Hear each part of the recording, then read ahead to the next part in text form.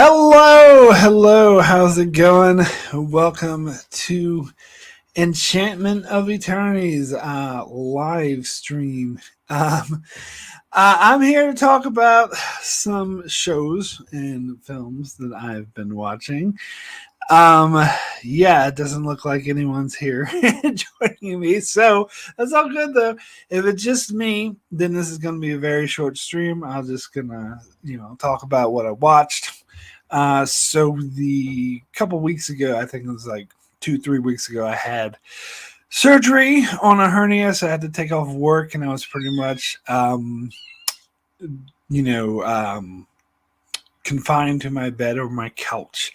And so this gave me the excuse to get caught up on a lot of streaming services. There are a lot of streaming shows and stuff that I hadn't seen. So I had like a list. I wrote out like this long list of shows that I was going to watch while I was out from work, and only watched like four. I couldn't believe it was just four. Actually, it was five. But I thought I had been more, but I can't remember anymore. To be fair, the second week I was out, I was playing board games almost every day with my friends that came over. So really, it's just the 1 week, and now this is the third week, and I thought I was going to have off work for a whole month, but I've actually recovered a lot quicker, and need the cash. So I'm going back to work this week, although it's not a full week. So I'm gonna try to. I want to get further down my list of shows that I want to watch, because I didn't even get to The Last of Us, which which is one of the shows. Because it wasn't at the top of my list, because I'm not eager to see another zombie show, especially after The Walking Dead really soured my opinion of zombie shows. But everyone was ranting and raving about it and talking like it was the best thing ever. So I do want to watch it, but I don't even think it's next on my list. So I'll probably watch a few more shows on my list, but I'm not gonna go down the whole thing. Like, there were some shows at the bottom of my list that I wasn't that interested in. They were kind of just like, yeah, if I got nothing better to do. But so I probably will stop before I get to those ones. Okay. So the shows I did watch were 1899 Netflix show. I watched season 4 of Stranger Things, which I have been meaning to watch forever. I've been meaning that. For some reason, I thought this, because I knew it was like that they aired part 1 of the season and part 2. So I thought it was like 16 episodes long. I didn't realize that part 2 consisted only of 2 episodes. Why did they split the show up in that way? That doesn't make any sense to me. And after I watched season 3 of Stranger Things, I didn't really care for it, and I was kind of done with it because it was just doing the same thing over and over again. So I actually had no intention of watching season 4 of Stranger Things until everyone came back and said, no, it was actually like, you people's opinions I trust came back and was like, no, this is actually a good season. You should watch it. So I was like, okay, I will get there eventually. And it took me a really long time, and finally I got there. And so, what was the other? So another show I watched was Yellow Jackets. I first heard of that from Rob. He was telling me about this show. Rob from Smirking Reviews. I was talking to him a while back, I think like a year ago, and he was telling me about the show. And it sounded interesting. I just didn't have Showtime, and I didn't want to pay for Showtime. But now Showtime's on Paramount Plus. Now I can watch Showtime shows on Paramount Plus. So I was like, okay. And it just so happens that season 2 just started. So I watched all of season 1, and I got to jump straight into season 2, but season 2 unfortunately was weekly. I was expecting to be able to. I keep forgetting that a lot of streaming services release their shows weekly now. I keep expecting it to be all dropped all at once. Like, I was expecting that with the Bad Batch season 2, by the way, which is another show that I watched while I was out. But I already did a review on that, which you can find on my channel. So I'm not really going to talk about that again. So that's why it's really 5 shows. And the show I just finished watching last night was Arcane, animated show on Netflix. So again, this is another show that everyone and their mother was saying it's like the best thing since sliced bread. It was one of the best shows, and you must watch it. So I checked that out. Also, I saw Dungeons and Dragons in the theater, and I wanted to talk a bit about that. And I also want to talk a bit about the latest episode of The Mandalorian, and maybe, perhaps, if you're good, give some theories on. Well, not you're good. No one's watching this live. Everyone will be watching this afterwards, but that's all good. That's fine. I will give some theories on what I think the deal is with Jack Crusher in Star Trek Picard. So, oh, there's Alyssa. Hey, Alyssa. Alyssa's here. How's it going? So, yeah, I was going to send you an email about the shows I watched, but you can just watch this video instead. Let me be lazy and save me the typing. But anyway, so I watched 1899, which was done by the same people who did Dark. And it has that same guy, one of the same actors who was in Dark, plays the main character in this show. Let's just say I don't know how long I'll stay there because I was in the middle of recording that video I'm releasing Friday, so I may watch a lot in the archive. Well, that's fine if you watch in the archive. Still saves me the email. Anyway, so so 1899 was done by the same people who did Dark. When I first heard of this show, it came out last year. And so when I first heard of it, I was interested in watching it, but then something about it actually turned me off. I can't remember what it was, something about the trailers, because I thought it was going to be really like weird, like dark. And my parents like watching like period shows, particularly, a lot of historical shows. So they actually told me about it because they started watching it, but stopped because it was too weird for them, which tells me that I would like it because a lot of the movies and shows that I like, they think, oh, that's too weird for me. I actually like the weird stuff. So I checked it out, and I won't get into any spoilers. Actually, you know what changed my mind about wanting to watch it was I saw this video from Red Letter Media where they briefly mentioned it, and they gave away spoilers. They didn't actually give away any specific spoilers, but the spoiler was specific enough that I was able to guess the ending, or at least be close to the ending, where I would never have guessed that. Or maybe I would have. I don't know. It's hard to say. But I wouldn't have, I was expecting, this specific twist because of that spoiler, where if I hadn't watched it, I would not necessarily have been expecting that. But it made me interested in wanting to watch it. So had he not given away that spoiler, I probably would have never watched it anyway.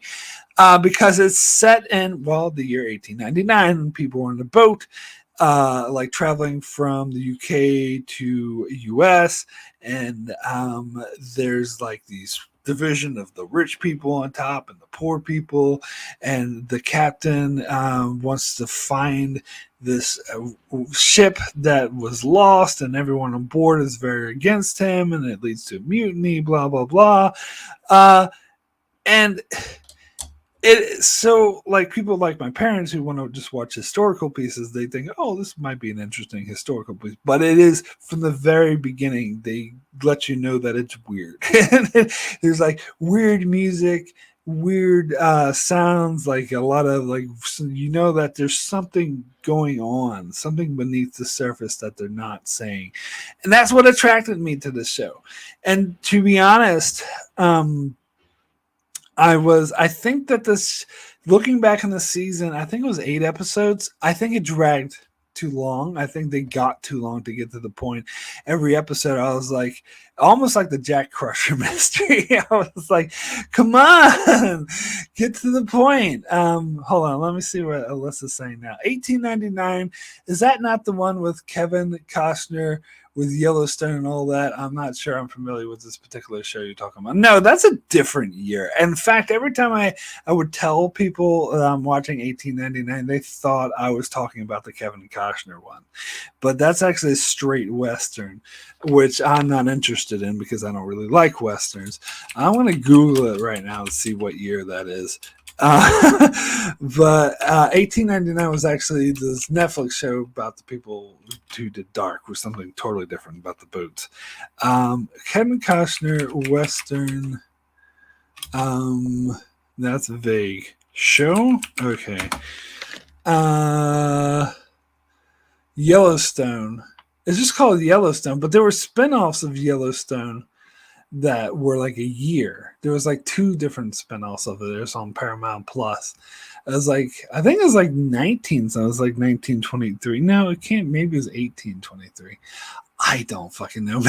Maybe someone in the chat knows what the goddamn years are, but it's a totally different thing, is my main point. Yeah, and I had no interest in watching those shows.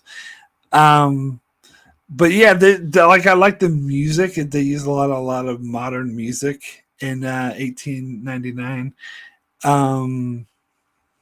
Shit, now I lost my. Well, damn. Oh, here we are. Yeah. So Trevor, what are you talking about today? Just tuning in.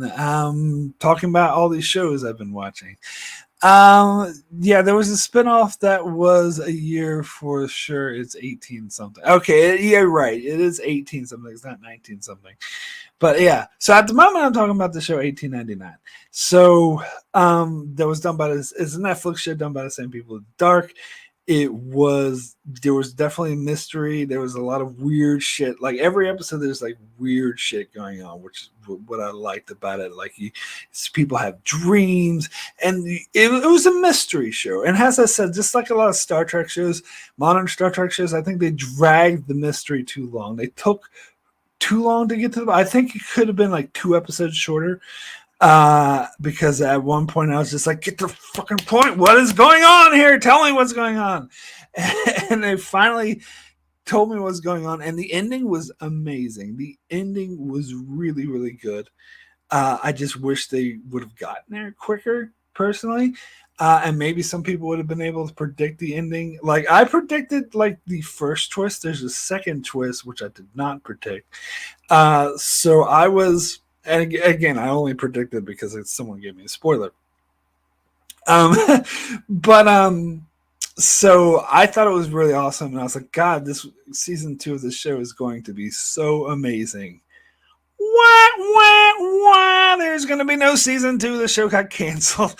And to be fair, I knew that going in. I knew that the show was canceled and there would be no. And I saw like there's a lot of videos from like Think Story and heavy spoilers, like theorizing all their theories. Ooh, what's season 2 gonna bring us? And then no season 2.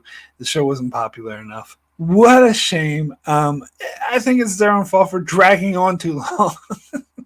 People got bored with it and didn't want to stick with it because it dragged out too long. Let's see. Alyssa Jean saying there was I've got that. Triforce, have you watched the show You? No, I haven't. I had a friend who was watching it and I saw clips of it and I'm like, this show doesn't look good. And that friend of mine said that this show is a chick flick and mainly for for women. But then I know some guys who watch it, so I don't think that's necessarily true. But I don't know, it didn't look interesting to me. Not something I really wanted to devote myself to something like that. 1883 is the Kevin Costner one. Thank you, Alyssa. I was trying to Google it and I couldn't find it. It was said to Yellowstone, but maybe 1883 was the spinoff. It's only 16 years early. Yeah.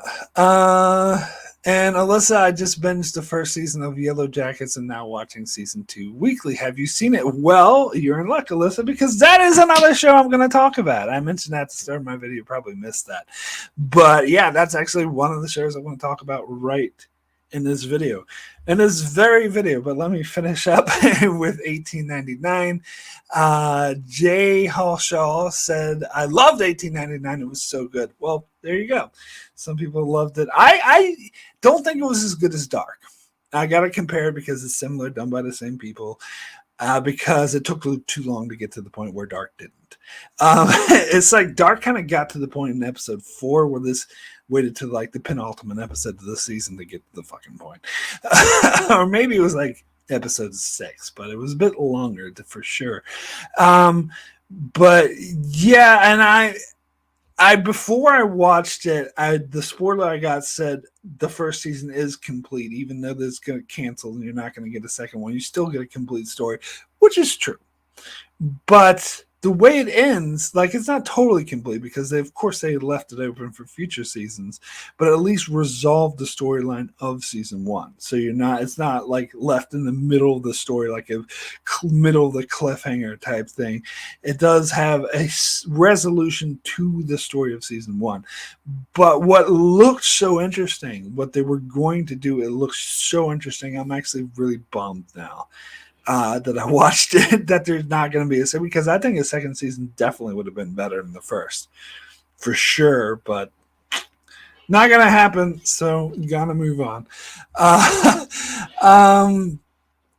Alyssa saying, oh, I should stick around for your Yellow Jackets. Well, you know what? I'll talk about that next. I was going to go in order I watched the shows because I was going to talk about Stranger Things. But let me talk about Yellow Jackets before I get to Stranger Things. Oh, Alyssa's saying you're not selling 1899 to me. It was going to have a second season, then I'd watch it, but now it seems like what's the point? Yeah, which is fair, and I almost didn't watch it because of that. But it's still, you get the resolution of the mystery at least, and I think it's a very satisfying ending. But I just think it would have been really awesome had there been a continuation of the story. Really curious of what you think of Yellow Jackets.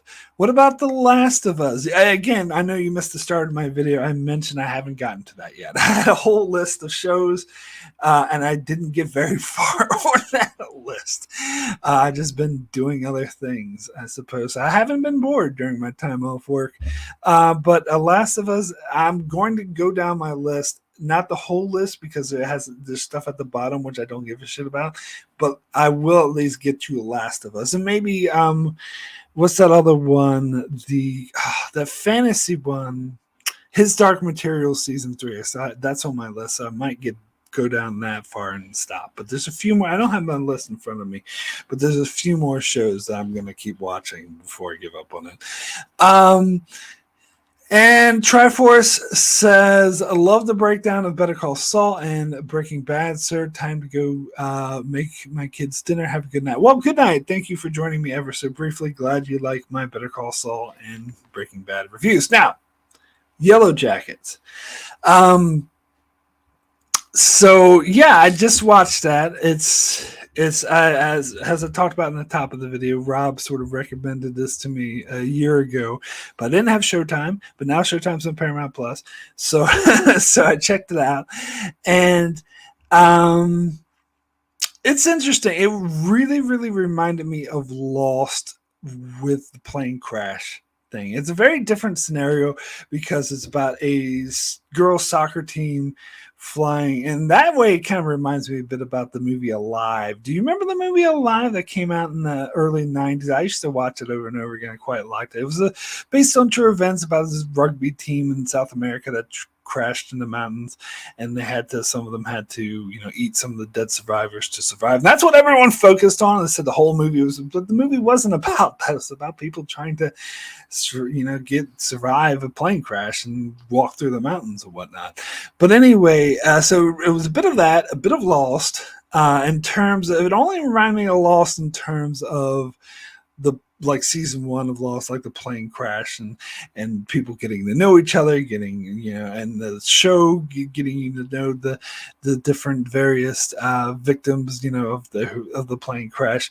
It has some weird shit going on, but it didn't have, like, not in the same way Lost did. And they still haven't made it clear if there is some supernatural stuff going on. They're kind of hinting at it, but Lost was like in your face from the very beginning. There's definitely supernatural shit going on.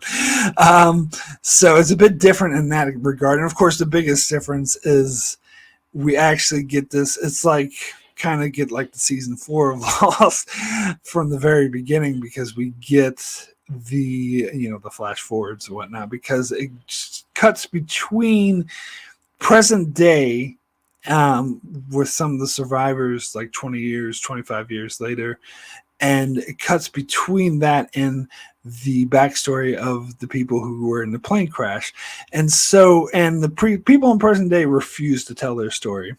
And so we, the audience, don't know what happened. So when we go back to the plane crash, we don't know what's going to happen. Now, they do hint at the very first episode that there is some cannibalism-esque things going on. And it took them into season 2 where they're finally starting to get into it a little bit. And to me, they took too long to get to that too. It was like they hinted at it in the very first episode and then gave us nothing for the rest of the season. And then they're finally starting to hint at it, but they still haven't really gotten to like the things that we saw in the very first episode, the weird shit that was going on. They still haven't gotten to that. And so I think, well, it took them 2 seasons just to get to that. Kind of they better get to it by the end of this season. That's all I'm saying.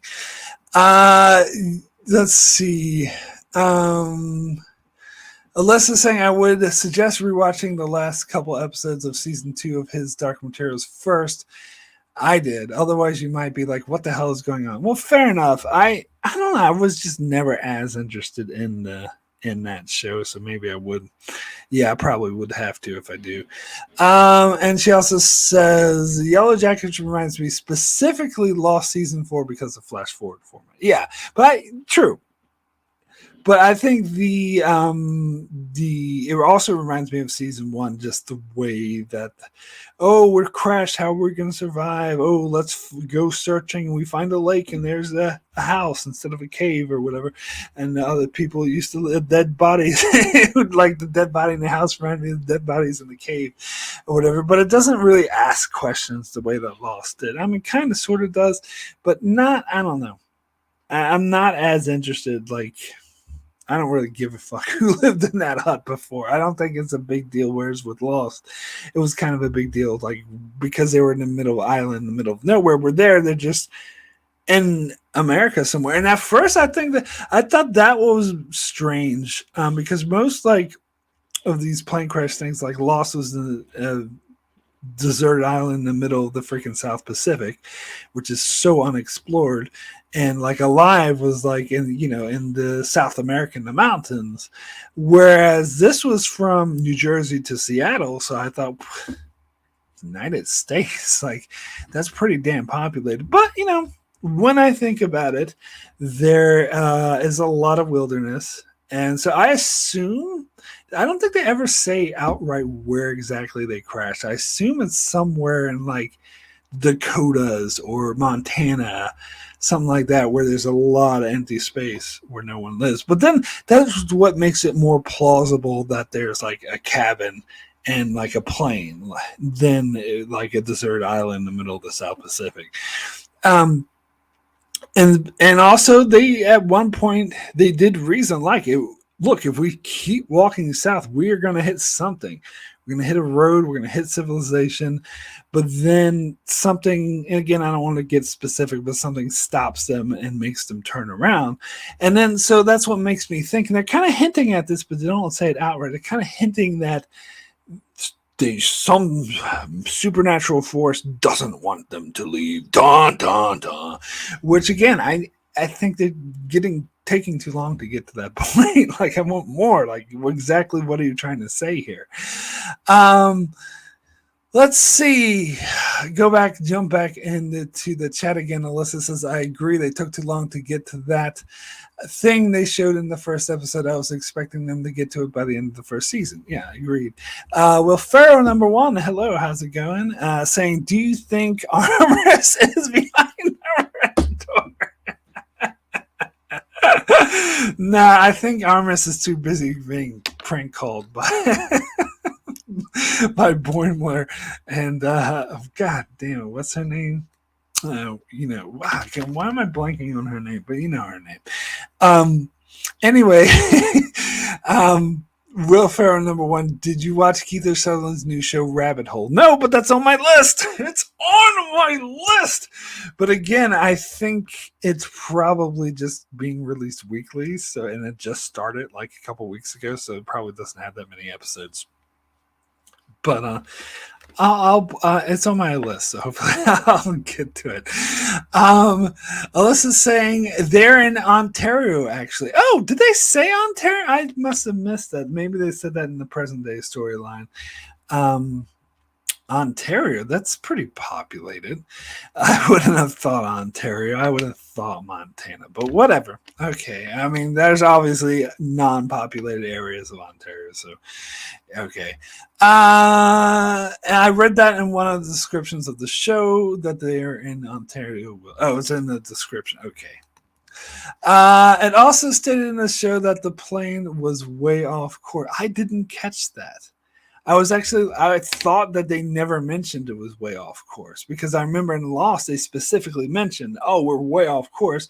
Well, I missed that line, so I thought they didn't mention it, so I guess they did. So kudos for them. But yeah, Mariner, of course, Mariner.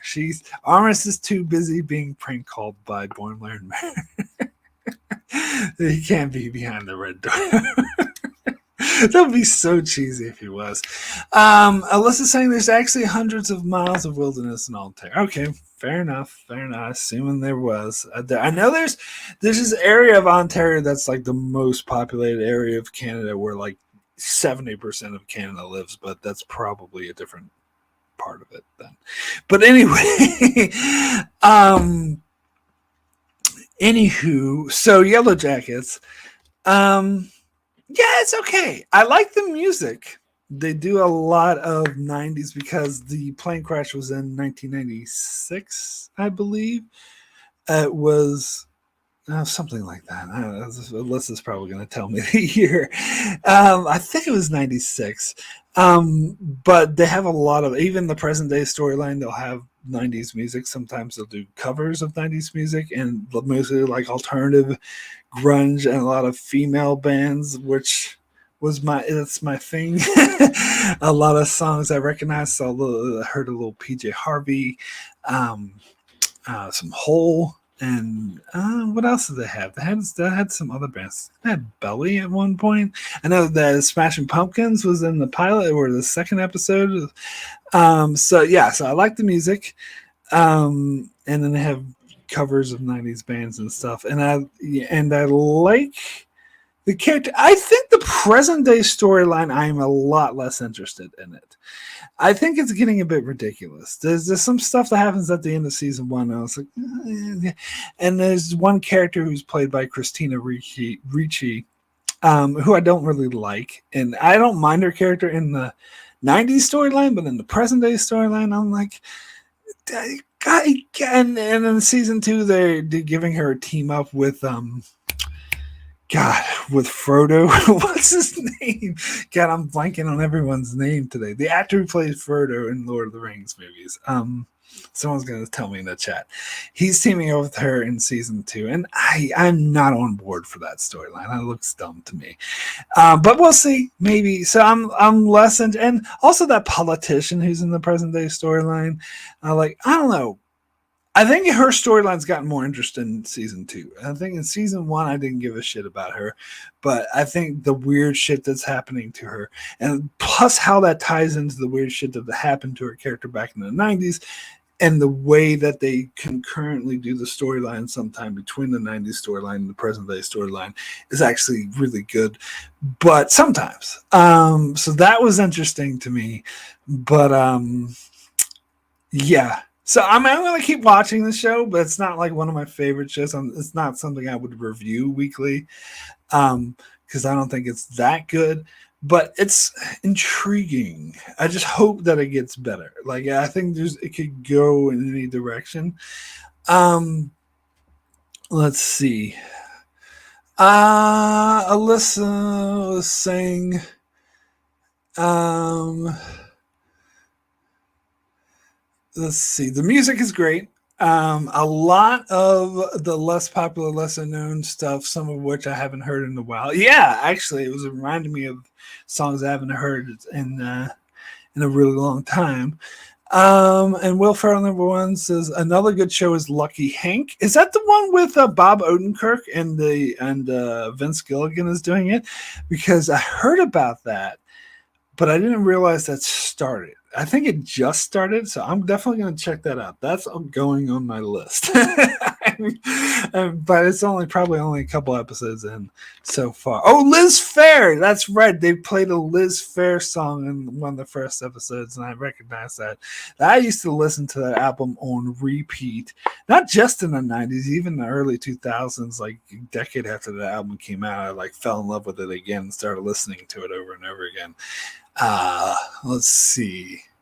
And Alyssa says, agree, much less interested in the present day storyline. I'm almost at the point of fast forwarding through the present day storyline. I don't know if I go that far. Elijah Wood, thank you so much. God damn, I'm blanking on everyone's name today. It was Elijah Wood. Yes. Yeah, so I think that's pretty much all I got to say about Yellow Jackets. It's. I thought from what Rob was telling me about it a year ago, I thought it was going to be a lot darker. And it does get pretty dark. Does have kind of a horror element at times, which is kind of a turnoff for me because I'm a huge fan of horror. But oh yeah, and they had this storyline in season 2 with one of the survivors, which you didn't know survived. And season 1, they just reveal it. In season 2, and I'm very not interested in that storyline. Jesus. I just didn't like her character even in the 90s storyline. I didn't like that character, and to find that she survived, I'm like, oh, God, really? She survived? And then they had this whole thing with her and this weird cult. Is not really a cult, but kind of a cult. I don't know. I didn't like that story. I'm not interested in that. Let's see. Oh, Alyssa's been rediscovering Liz Phair, especially the first. Yeah, I don't think I bought her third album, but I didn't care for it. And I think she's released other albums after that, which I just never got into because she became a bit too poppy, I think. The second album is definitely more poppy than the first one, but I still liked it. But the second one I actually really love. It might be my favorite. But although I really love the first one, I think you remember when I was like 14, you had that CD and I kept borrowing it from you and listening to it over and over and over again. I freaking loved it.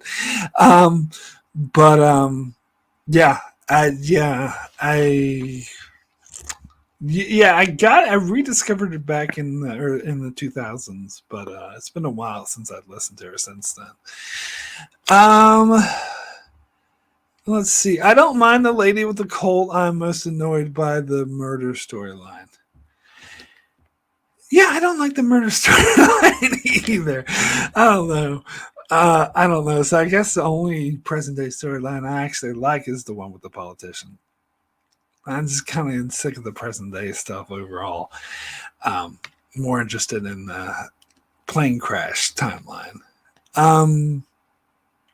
Also, when you watch The Last of Us, you will recognize the lady who plays adult Shauna in episodes 4 or 5. Oh, okay. Okay. Good to know. All right, so let me go ahead and move on to the next show I wanted to talk about, which was Stranger Things, season 4. Finally got around to watching that after like a year of saying I was going to watch it. Finally watch it. So as I mentioned before, I thought season 1 of Stranger Things was good, but not sliced bread like everyone was saying it was. Season 2, I think people were being too harsh on it, especially that 11 episode where she goes to Chicago. I like that fucking episode. Everyone had to trash it. I think it was good. I don't care what anyone says. But anyway, So season 2 I actually kind of liked a little bit better than season 1, but it was kind of just repeating the same thing. And then season 3, they were definitely repeating the same thing for the third time. And I didn't hate season 3. Like, there were some things about it I liked, but at the end of season 3, I'm just like, I'm done with this show. They are just gonna, the show should just fucking end. Like, put it into it, put it out of its misery. It's just repeating the same shit over and over again. They got nothing new to say. So I had no intention to watch season 4, and then everyone's telling me that season 4 is actually good. Even, people whose opinions I trust, like Alyssa in the chat there, was telling me that I should actually check it out. And I was like, okay, I'll check it out. And it took me like a year, and I finally checked it out. And I will agree, I was surprised. It was definitely way better than I thought it would, especially after the third season kind of just repeated the same shit.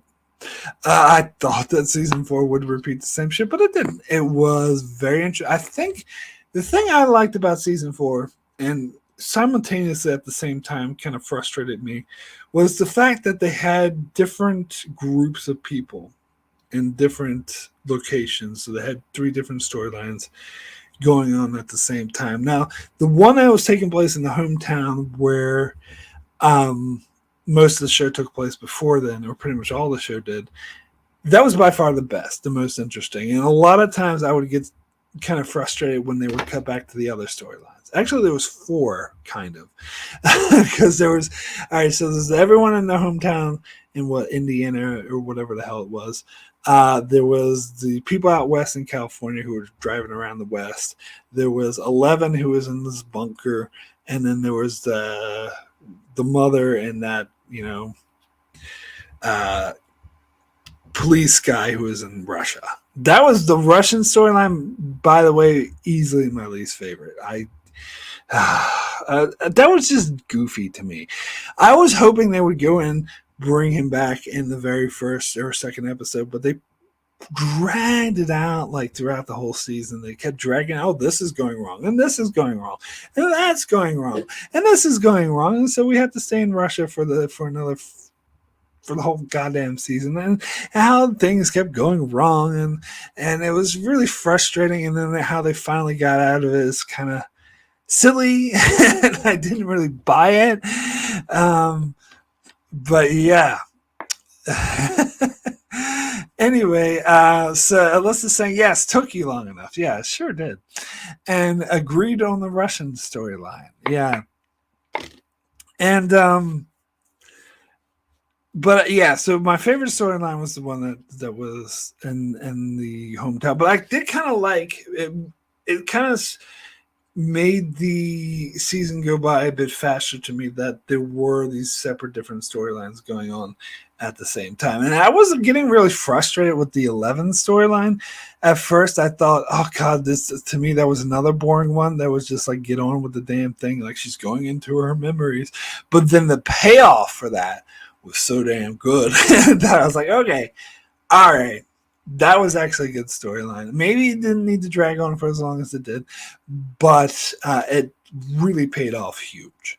And so, and then it tied into the main, and I liked the final episodes, except for the Russian part. That was so silly. But I liked the last couple episodes of the season. I thought it was damn good. It made it, I think it's doing a little bit of retconning there with the villains and saying, oh, it was actually this main villain was in charge of the whole thing all along. No, he wasn't, but that's actually more interesting. So if it's retconning to make something better or make it more interesting, then fine. Then I'm for it. You can retcon your crappy villains to make them good villains. I'm okay with that. But yeah, so Alyssa's saying, I think I said in my review they could have just cut the whole thing out, not pretend that Harper was dead at the end of season 3 in the first place, and I would have been totally okay with that. And Alyssa's saying, definitely retcon it. Yeah, yes, definitely. But again, I was okay with it because they made these villains more interesting. But yeah, I think that's the one thing that really turned me off from watching season 4 was that hanging thread they left. So it was was his name Harper Hoper, whatever his name is. I can't even remember. Hopper. Yeah, Hopper. Whether or not he's still alive, I really didn't care. And that he was in a Russian prison, I'm like, he's fucking. I was so not interested to see that, and I didn't like what they actually did with it.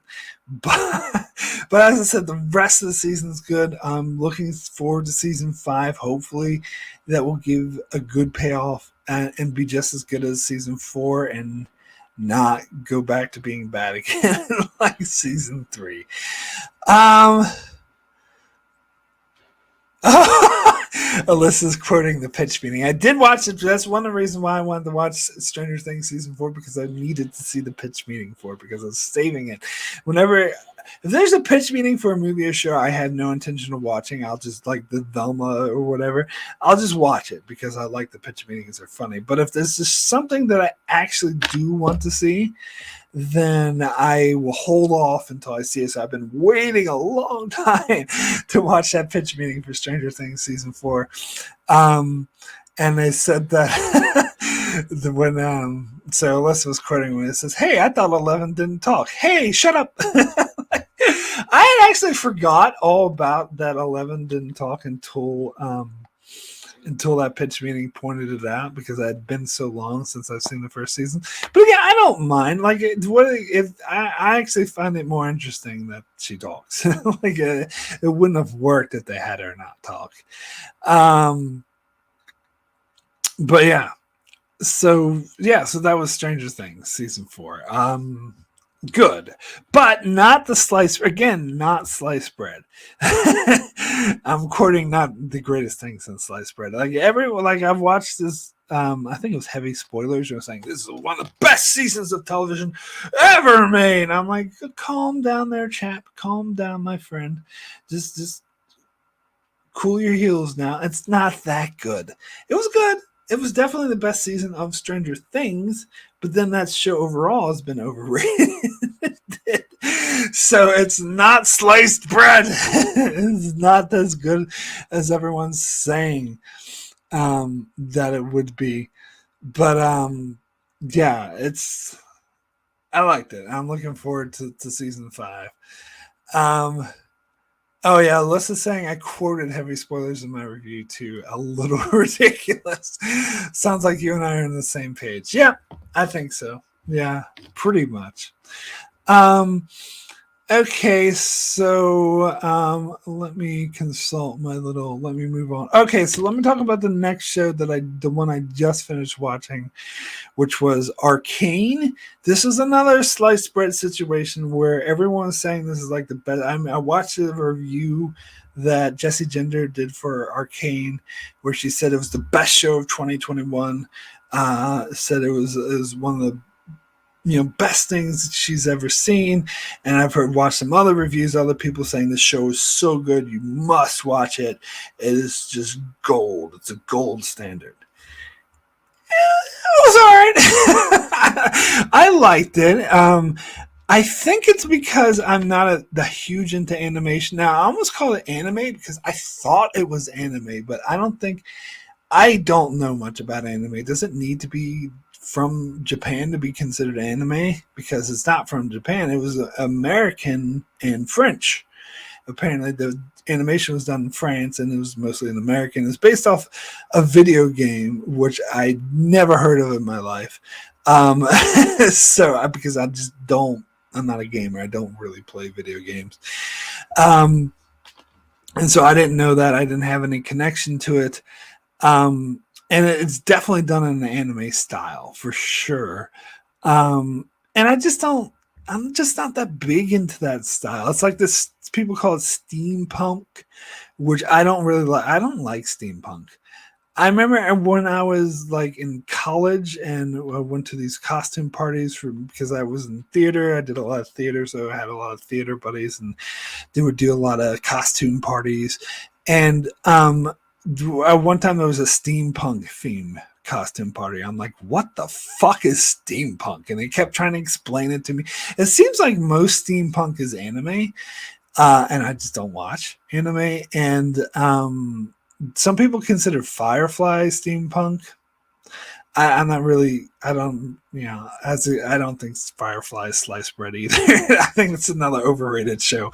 Um, but and so yeah, for that costume party, I just bought a top hat and like had this long coat, and I just put it like a pocket watch on it. There we go, steampunk, I guess.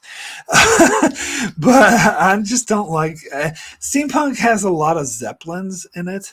I've seen some anime movies like that, and so this show is like some weird universe where there's zeppelins flying around and have like all these retro trinket technology bullshit, which I just not into that. I'm just not into steampunk. So the setting kind of turned me off. The characters were really good. That's what I agree. I like the show, although sometimes I think it got a bit silly towards the end, and I realized watched some videos that explained that they needed to get some of these characters to the point they were in the video game, because apparently it's a prequel to the video game, and so which I had no idea, and so that's why they had to contrive these goofy character stories for a couple of characters so they can match the way they were in the video game, which is not too bad.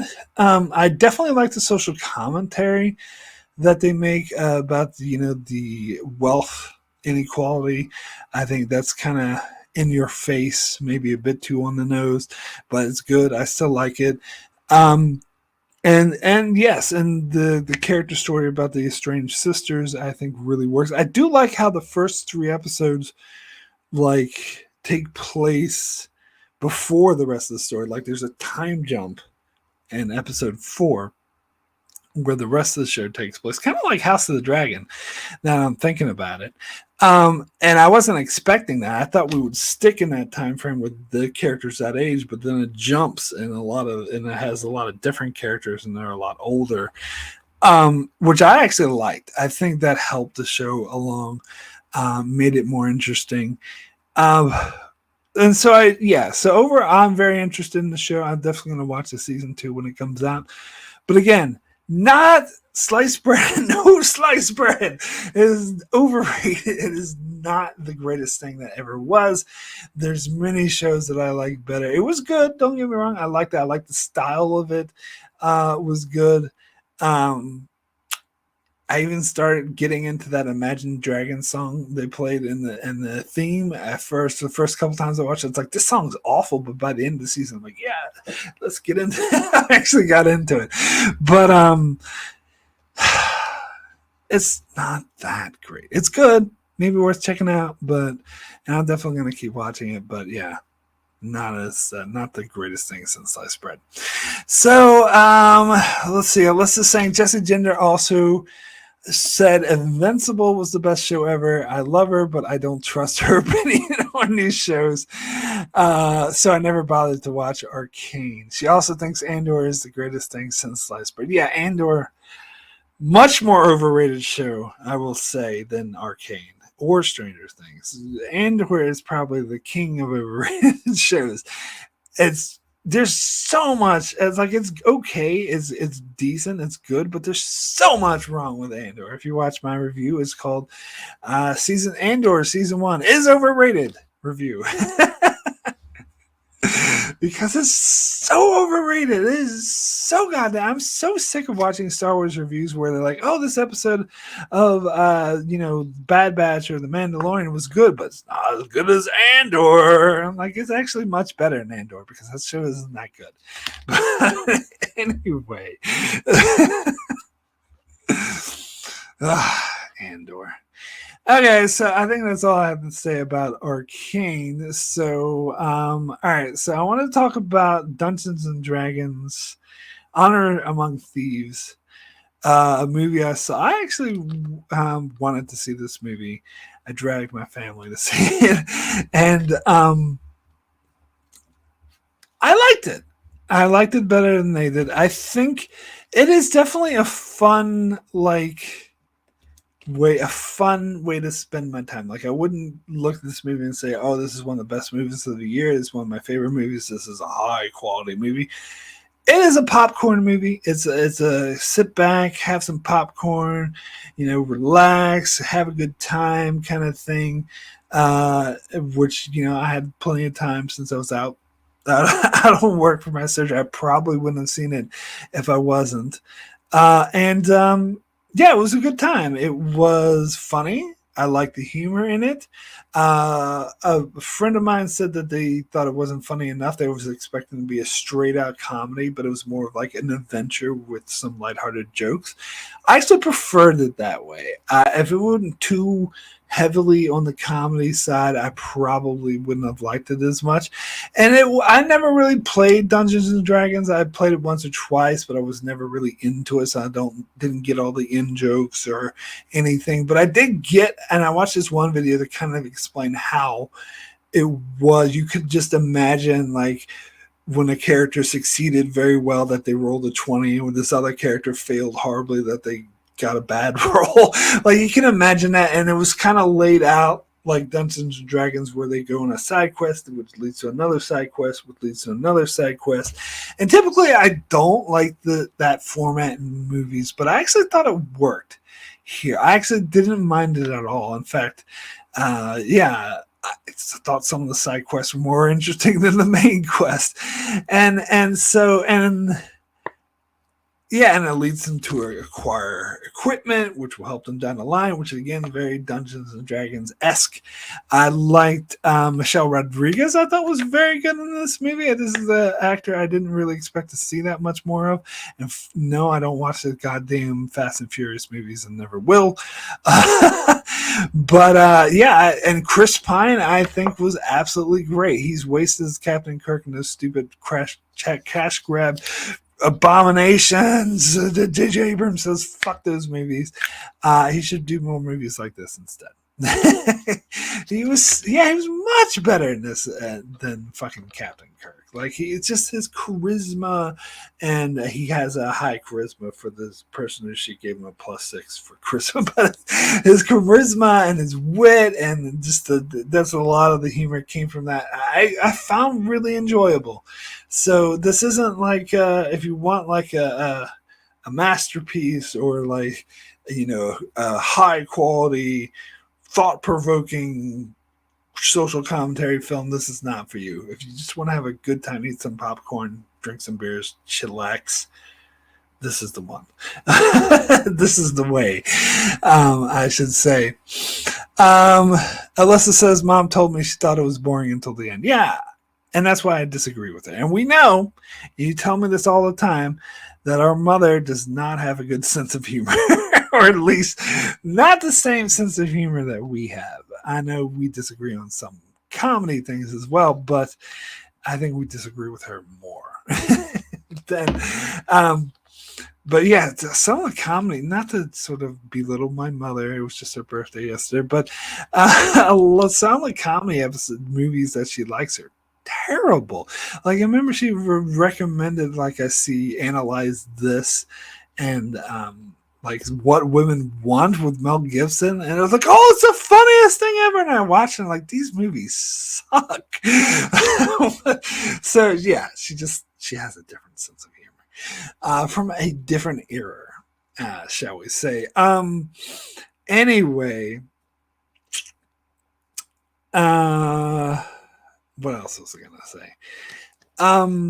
So yeah, let's move on from Dungeons and Dragons. Let's talk about The Mandalorian, the latest episode of The Mandalorian, which, as Alyssa's still here, completely disagree. So this is an area where we completely disagree on. So I watched the latest episode of The Mandalorian. After watching it, I was like, God, that was a good episode. That's easily my favorite episode of the season. And I went on YouTube watching other videos expecting to hear the same, like, wow, damn, what a good episode. And instead, everyone's like, oh god, this episode sucked. And in fact, getting back to good friend heavy spoilers, like he's like, that's the worst episode of the season. I'm like, what? Worst? I thought it was the best. And then so many other people are just trashing the fuck out of it. Now, a lot of people are complaining about the cameos, the Jack Black, Lizzo, Christopher Lloyd, and I never heard of Lizzo, so I didn't even know that was a cameo. It's the same thing that happened with Ed Sheeran. In fact, someone compared it to Ed Sheeran, Game of Thrones, where like, oh, the Ed Sheeran cameo in Game of Thrones was so terrible, it threw me out of it when I saw Ed Sheeran. And it's like, it didn't throw me out of it because I'd never even fucking heard of him. I didn't even know that was a cameo until other people pointed it out. And it's the same thing with Lizzo. Who the fuck is Lizzo? I just don't like modern day pop music. I know nothing about it. And so when you have a modern day pop star, and it's the same thing with like something the Stallion who's in She-Hulk, never heard of her. I just don't know any of these modern pop stars. Because I don't like that kind of music and I just never not exposed to it, thank God. And so everyone's like, oh, that threw me out of it. And I'm like, I don't even know who the fuck that is. But Jack Black cameo was amazing. I did not throw me out. And I heard someone make a specific argument like, oh, there's other movie stars who appear in Star Wars, but it doesn't throw you out of it the way that Jack Black does. I'm like, no. Actually, no. Like, it didn't throw me out at all. I was just like, hey, it's Jack Black. And yes, he was playing Jack Black. He was playing the same kind of character he always plays, but I don't think to like tone down, I would say. He wasn't like over the top like I usually see him. Like, usually he's really annoying and I don't like him that much. And he wasn't in this episode. He was actually really good in that role. And I really liked it. And Christopher Lloyd didn't throw me out at all. I knew he was going to appear this season, and I thought he was fine in his role too. I totally disagree with people who say these cameos threw me out of it. Absolutely, positively did not. So Alyssa's saying that episode sucks, one of the worst, not the worst, but up there. I heard they showed episode 7 at Celebration as way better than episode 6, or at the very least way different, so I'm looking forward to it. I actually like Lizzo's music, believe it or not. My friends turned me on to her. Well, I can't say if her music is good or not because I've never heard it, so I don't know. Never heard of her. And for the record, I did say I have no problems with the cameo, which is true. You did say that. There's other people like the heavy spoilers and other various reviews I've watched of it that really like, bashing it, threw me out of it or whatever. I don't agree. But getting into some spoilers with the now, I actually am going to get into spoilers of that episode, so you can check out if you don't want spoilers. But I've heard people complaining about the ending too, with Din Djarin giving the Darksaber to Bo-Katan, because they're like, oh yeah, I was expecting them to fight. Like, I watched this whole debate between 3 different YouTubers, and they all pretty much agreed, so it wasn't much of a debate, where they were like, oh yeah, it doesn't make any, it's such a letdown that she just hands her the Darksaber and she just has it and they follow him. I was expecting this big like showdown fight between Din Djarin and the Bo-Katan, like they were setting it up like she had the Darksaber, like he had the Darksaber and she needed it, so there was going to be this, there's 2 friends who are going to have to fight to the death over it. And I'm so fucking glad they didn't do that. I think that would be terrible. I thought that would have been so cliche. In fact, I was dreading them doing that, and I was so relieved. I was so happy when he handed her the Darksaber and came up with the loophole. I was like, yes, thank you. I totally disagree. I could not disagree more with the people that thought that they could have fought each other to the death. First of all, one of them was saying, oh, when they showed up at the camp with the other Mandalorians, she should have just attacked him and challenged him right there. And like, yeah, except for the fact that would have been totally against her fucking character and completely out of character. And I would have hated it with a capital H. I would have hated it so much. And I can't believe these people are actually whining because that didn't happen. Like, thank God that didn't happen. And yeah, I was dreading that they would do something like that, and that they would have to fight each other to the death in order to the dark saber. And I'm glad they have found a loophole. I think that's so much better. Now, the one minor quibble I did have about that though was, I think that, and I think it was episode 2 or 3, maybe it's 2. But whenever that happened, the event where the weird creature thingy took the dark saber from Din Djarin and captured him, and Bo-Katan like rescued him by taking the dark saber and like totally fucking up those things. I think that they should have mentioned it then. That's the one. Some people pointed that. I think Darren and Don in their discussion mentioned that, and I agree. I think that, and in fact, I was expecting her to be like, well, or to Din Djarin to be like back then to say when she went to hand him the dark saber back, which I don't think ever actually happened on the screen, but I was expecting, her to try to hand it back to him and be like, no, that's yours now. You won it. So I don't know why he waited this long to tell her. Like, why did he take it back in the first place? Why did he wait until they finally got there in the Mandalorians and be like, oh, by the way, you won this in battle fair and square, so here you go. Why didn't you just say that in the first goddamn place? It seems like that was a tiny bit of contrived writing so they could have this big reveal, for this episode, where really he should have just been like way back then, because he knew that she wanted to win the dark saber, and he could have used the same logic and be like, no, that dude defeated me, you defeated him, so it's yours now, so keep it.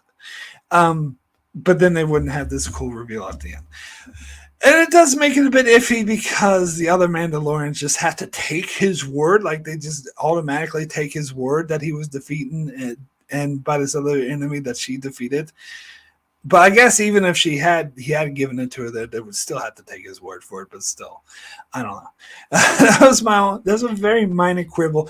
But other than that, I love the ending. I love the beginning. I thought the middle was a side quest, but actually, I would say it's very Clone Wars-esque. It reminds me a lot of Clone Wars or Rebels or The Bad Batch, like those cartoons. And it's Dave Filoni now is kind of taking over, so I think it has more of a cartoon, like Clone Wars type feel to it now, which I'm okay with because I like those shows.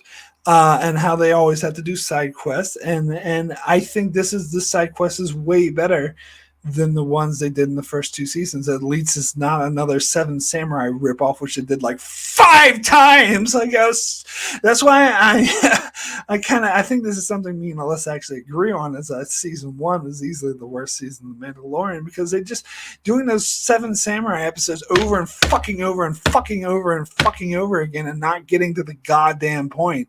Whereas here, yes, they are sort of delaying getting to the point by doing side quests, but this one I actually found interesting. I mainly, the main reason why I found the side quest interesting was because of the camaraderie, the character interactions, the chemistry between Din Djarin and Bo-Katan. I loved that. I thought that really worked for this. I just love seeing them together. And again, that's why it would make zero sense for her to go around and attack him at the end. That would have been dumb. But anyway, let's see what Alyssa's saying in the chat. I 100% agree with you on this. I wouldn't have made much sense for them to fight. Well, okay, there we go. We at least agree on that. I guess I'm staying at the end of your stream after all. I gave up on recording my video for now and making dinner instead. All right, well, I shouldn't be on for much longer. I've been going for an hour. I can't believe I've been going that long. But anywho, I guess I said my piece on that latest episode of The Mandalorian, which I loved. I'm sick of all these people trashing it. But anyway, and they're all wrong. But anyway, next, so now I will grace you with what is behind the red door in Star Trek Picard Season 3. It's not armor. It's what is the deal with Jack Crusher? I don't have any theories of my own. And again, spoilers for Picard Season 3. I don't have any theories, but I think I've heard a lot, and there's some people in my comment section who's repeating this theory about the Borg, and I'm seeing this all over the internet. That it's the Borg, that Jack Crusher inherited some Borg genes from his father, and he gives him these psychic abilities, ability to connect the way the Borg do. And I hate that theory. I hate it so much, and it's probably right. That is, I will be so pleasantly surprised and so goddamn happy if it's not the Borg, because I think that's dumb, and I really don't want that to be the case, but it probably is. It reminds me, and again, this spoilers for Discovery Season 1 came out a long time ago, but it reminds me of Discovery Season 1, where the theory is going around that Lorca was from the Mirror Universe. And at first I was like, no way, that's stupid. But then like people the evidence kept building and building, and I got to the point where like, okay, you're probably right. But it's dumb. I don't want that. And it was that. And I still hold that against that season. That's why I still think season 1 of Discovery, that was one of the biggest knocks against it. I think making Lorca from the Mirror Universe was stupid, and it undermined his character, and it made him just a goofy, mustache twirly evil villain. I think he was way more interesting if you thought of him as just a complex guy instead of this evil Mirror Universe guy. I think that ruined it. I hate it. And I feel like if they do the Borg thing, it's going to be that all over again. I think it's going to almost ruin I can't imagine any scenario where it ends up, especially if they show the fucking Borg Queen. God damn it. If it's a goddamn Borg Queen behind the red door, I'm going to fucking riot. I can't imagine any scenario where it being his Borg abilities that I'm going to think is good. That I'm actually going to be like, oh, can't wait for it.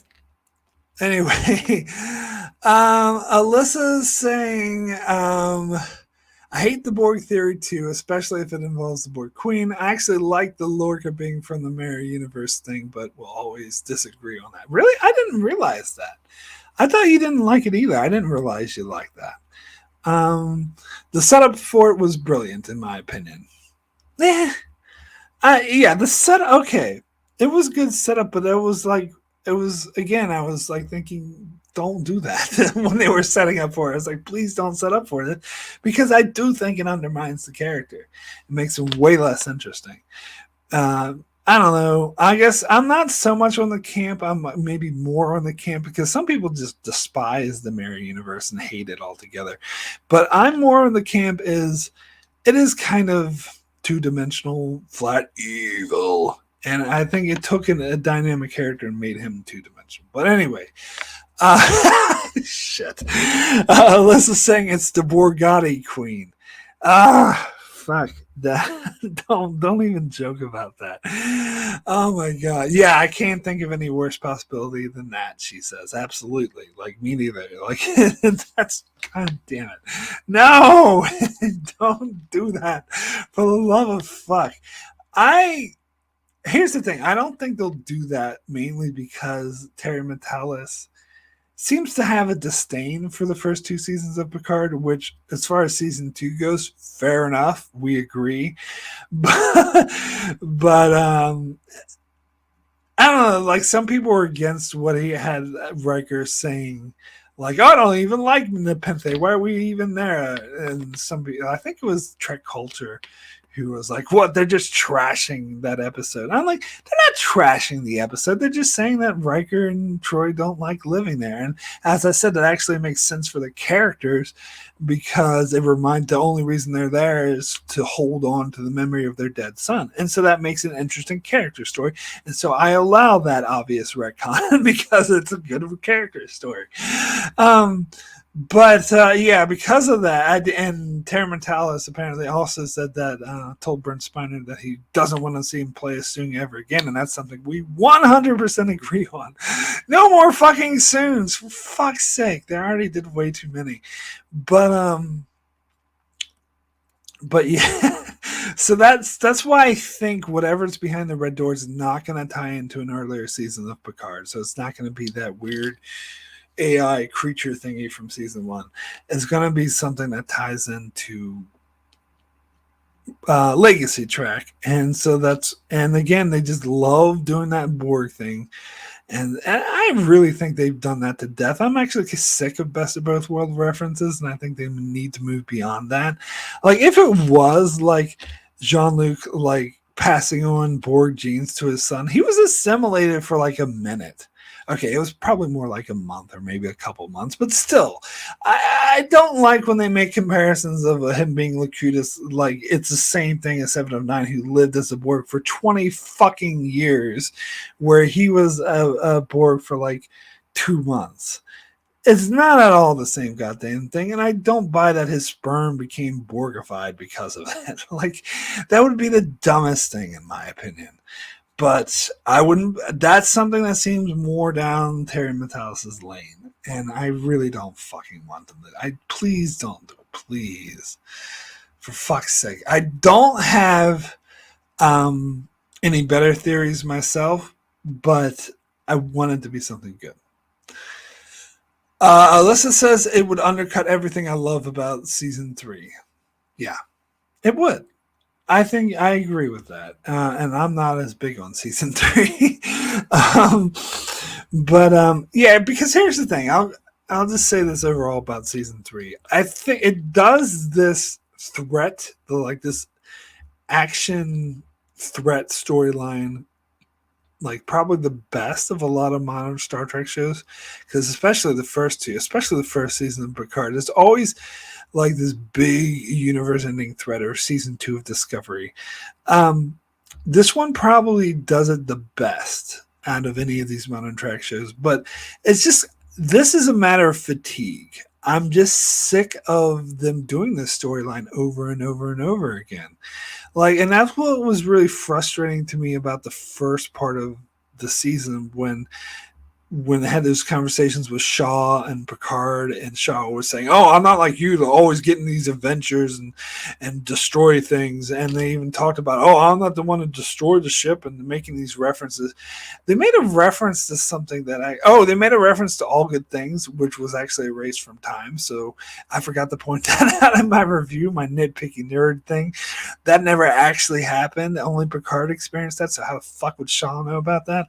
But anyway, and yeah, they in the earlier season they talked to, "Oh my god, you guys just like to destroy things and smash things," and that's actually not true. Next Generation was about drama. Next Generation was about put on concerts and doing negotiations and reading peace treaties and shit. And they even harped on this. They even talked about this in Lower Decks, where they were pointing out the difference between the TNG movies and the TNG show, and how the show was all about heart and negotiations and playing concerts. And the movies, they had the people in the Titan rack were representing the movies, being like, "Let's destroy shit, boom, boom." And so Lower Decks even pointed out that that's not what Next Generation is about, which is why I think the season 3 overall is more like the movies, most specifically Nemesis and The First Contact. Those are the movies that remind me of the most. Doesn't really remind me of the original series movies at all, because a lot of people are saying, "Oh, it reminds me of Star Trek 2," but all these other things that came since then, like Nemesis, First Contact, and everything, or just ripping off Star Trek 2. So it reminds me of the ripoffs of Star Trek 2 and not Star Trek 2 itself, because this Star Trek 2 has been done so many fucking times that I'm sick of it. I don't even care if it's done right. I don't want to see another Star Trek 2 ever again. Stop doing it. And this is why I think, like, when they announced the Starfleet Academy show, they're like, "Oh, there's going to be this threat that's threatening the Federation." I'm like, no, just don't. I would much rather see a teenage drama, Dawson's Creek Starfleet Academy show. As terrible as that sounds to a lot of people, I'd much rather see that. Give me the inner light. What happened to the inner light? Whatever happened to Darmok? Whatever happened to the inner light? What happened to the offspring? What happened to Tapestry? What happened to these character stories of the heart? Why is that there always have to be a big galaxy-ending threat in everything? I'm sick of it. Stop fucking doing it. Now, as I said, season 3 of Picard is the best version of that story. I'm just fatigued from that story. Enough of that goddamn story. I had enough of these action, ending world threat level things. That's part of the reason why I think Strange New World is much better than Picard season 3, because it doesn't have that. That's my rant. That is my rant over. Let's see. Alyssa's saying, I believe Shaw referenced all good things in 2 movies, Insurrection and Nemesis, I think. Yeah, I think. No, Generations. He referenced Generations because he talked about the sausage section crashing. And he did reference Insurrection, but I don't think I think it was Insurrection and Generations, actually. I don't think he referenced Nemesis, but I don't remember. Maybe he did. I'm not sure. But anyway, yeah. So I think that's all I really have to say. Been going for an hour and 15 minutes now. I wanted to talk about the ending of the show Ozark, which again, this came out over a year ago, and I saw it over a year ago too. But I still might do a video on it because now I'm going to get into spoilers for the ending of Ozark. I don't think anyone's seen all 4 seasons of Ozark, but it ended in a way which, and I think I want to do like this analysis, like essay type video on it, but I feel like most of my watchers, most of my subscribers, never seen the show, so it's not going to get many views. But I find it, because I saw this analysis on a couple of videos that analyzed the ending, and I thought they were dead wrong, because like it ended in a way where, so Ozark's about this family where the guy was embezzling money for the cartel, and he becomes this, it's a huge thing, and he becomes this guy, this laundering money guy. And he gets involved in all these crime syndicates and government agencies, and they become lobbyists. I think his wife becomes a huge lobbyist for the government. And unlike shows like, and again, I'm going to get into spoilers for the ending of the show, so tune out if you don't want to hear it. But unlike shows like Breaking Bad and Better Call Saul and other, like, most like crime movies or biopics about criminals, they all end with the bad guys getting their comeuppance, with them always like, oh, crime doesn't pay storyline, which, don't get me wrong, for Breaking Bad and Better Call Saul and the like, I think really, really worked. So people, but the show ended with the little kid in the family like murdering someone, and the family getting away with it, and they're getting away with their fortune. And so I saw these analysis on the show saying, oh, so this guy's going to get caught eventually. They're not going to live happily ever after. There's going to be this big comeuppance because crime doesn't pay. But they're wrong. They're missing the entire point of the ending. The entire point, because most of these other crime things, the ending is crime doesn't pay, and you'll downfall, your greed will get the better of you, and you'll end up like dead or in jail or something. Whereas this purposely subverted that trope, which is why I loved it so much. By the way, Ozark, bit of hit or miss shows. A lot of it was boring, and it stretched on for too long. But I love the ending because the ending was purposely subverting that trope. It was because this family had become engrossed with U.S. politics, mainly like the lobbyists. They become rich lobbyist Americans. It's pointing out to the fact that how corruption in modern day America does fucking pay. That all the rich billionaires, especially the lobbyists who do a lot of evil shit that hurt the common people, that hurt the environment, they do fucking get away with it, and they live happily ever after. And that sucks. And that's exactly what this show was pointing out. And that's why I thought it was so goddamn clever. I thought it was so good. So that person saying, oh, these people are going to get their comeuppance, was missing the whole fucking point of the show. The whole point of the show is, no, corruption's actually good in America. You actually can live happily ever after by being a corrupt asshole. That I thought was very poignant. And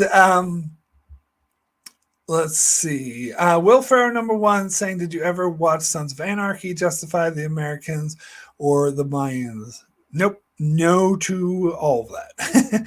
I'm not really interested in. I almost watched the Americans a couple of times, but I don't know. None of those things really seem my thing. I'm sure they might be good, but I don't know.